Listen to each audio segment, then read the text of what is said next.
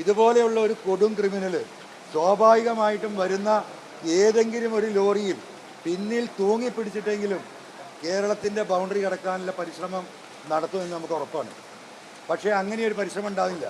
അപ്പോൾ നമുക്ക് സ്വാഭാവികമായി തോന്നും, പിന്നെ എന്തിനാണ് ഗോവിന്ദസ്വാമിയെ പുറത്തേക്ക് പോയത് എന്ന്.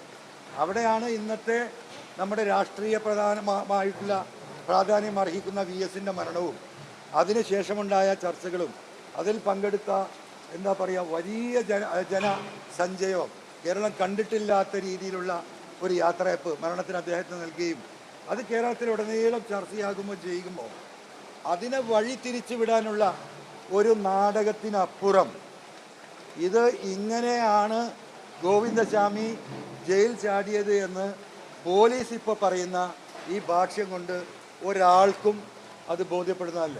ഈ പറയുന്ന ഒരു ചെറിയ കഷ്ണം ആക്സോ ബ്ലേഡ് കൊണ്ട് കമ്പി മുറിച്ചതും ഒറ്റക്കൈയില്ലാത്ത ഈ ഗോവിന്ദസ്വാമി കമ്പി വളച്ചതും ഞാനിപ്പോൾ ഈ കാണിച്ച ഡ്രമ്മിൽ കയറി പുറത്തേക്ക് ചാടിയതും ഒന്നും ഒരു പത്രമാധ്യമ പ്രവർത്തകരെയും കൊണ്ടുപോയി കേരളത്തിലെ ജനങ്ങളെ ബോധ്യപ്പെടുത്താനുള്ള ഒരു പരിശ്രമം പോലും പോലീസിൻ്റെ ഭാഗത്തു നിന്നുണ്ടായിട്ടില്ല.